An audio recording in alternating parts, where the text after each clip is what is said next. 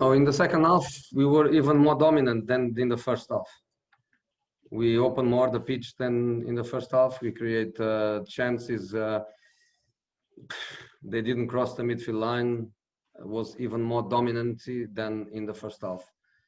But Davinson Sanchez made one mistake that gave them a corner, and in the corner they scored, and was, I think, between 15-20 minutes to play.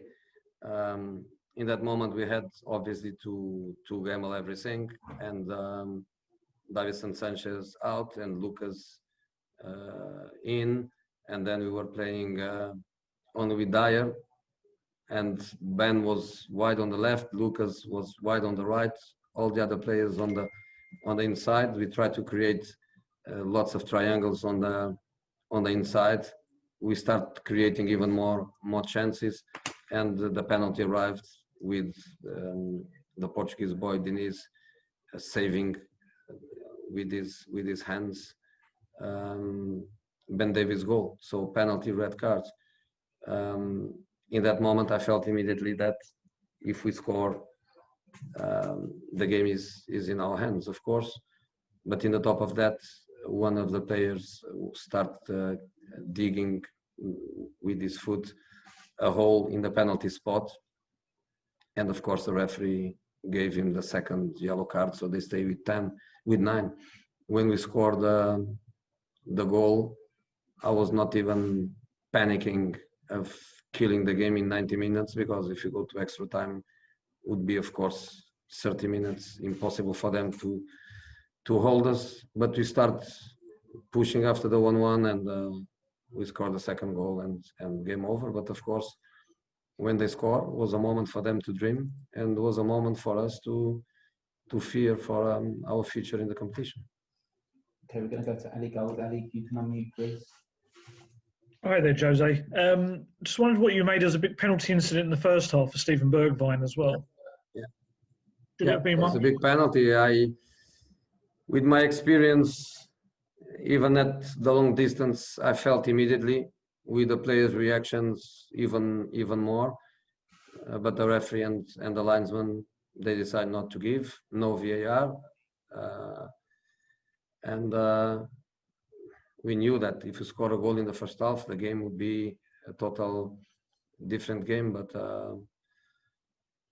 great emotion, good for the players to feel the dramatic situation of 10-15 minutes to go and losing 1-0, and then the last feeling, of course, is to win, to go to the next round, and the happiness of that. Where Lokomotiv Plovdiv make Tottenham's life difficult through the game? Yeah, they made this difficult, especially with their attitude. It was a big game for them, and they showed that they gave everything. They gave absolutely everything. They couldn't play like they normally do in the Bulgarian league and cups. Of course, they play in the same system, but normally they are very offensive, and today they were very defensive. So we had the ball all the time. It was just a question of score before them, which we didn't. We could in the first half. We hit the post. We had the penalty not given. We had good chances. They scored before us, and then the game is in the limits. But of course, my bench is much stronger than their bench. When I made the changes, I had players on the bench with the quality to come and to try to help us to change the game. Okay, I'm going to take 2 more, then move on to a Southampton preview. So Daniel Patrick first, Dan. Hi, Jose. I know it's difficult to read too much into these kind of games, but do you think that could be potentially a big moment for Tanguy?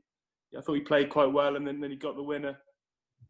Tanguy is in a process of evolution. Last season he wasn't. Last season he was stuck in a situation where I couldn't see evolution. In this moment, he's training very, very well. He's recovering from his injury. He is recovering physically, and today he gave us what we needed in these last 30 minutes. In this moment, I believe in Tanguy. I never doubt about his quality, never. I doubt in some moment, I doubt about his motivation, his commitment, his professional attitude. In this moment, I believe in him. Today we made the decision together of not start the game because he also feels that he needs a bit more. But in this moment, I think that that Tanguy can do well for us. Okay, last I like Plovdiv when I watch them. Today they couldn't play the way they normally do, but I think the coach is a good coach. The team plays in a certain way. Today they play basically with 5, but in Bulgaria they play with 3 because both wing backs are more wingers than back. Very aggressive, pressing very, very high. Today was difficult for them. They just defend and tried a counter-attack, which was a good strategy by the coach. I like the effort. I like what I love in football. The small team fighting hard against a much better team. I feel really sorry that no public in the stadium because they deserve, by winning the cup, they deserve to be in Europa League. To play against Tottenham in Plovdiv doesn't happen every day. Big occasion. I feel very sorry for the Bulgarian fans that they couldn't be in the stadium. Messi in the end didn't leave Spain for the Premier League. Looks like Gareth is going to. The fans are dancing in the street, Jose, at this news. Can you understand their excitement? I cannot comment. I don't comment on something that I don't know.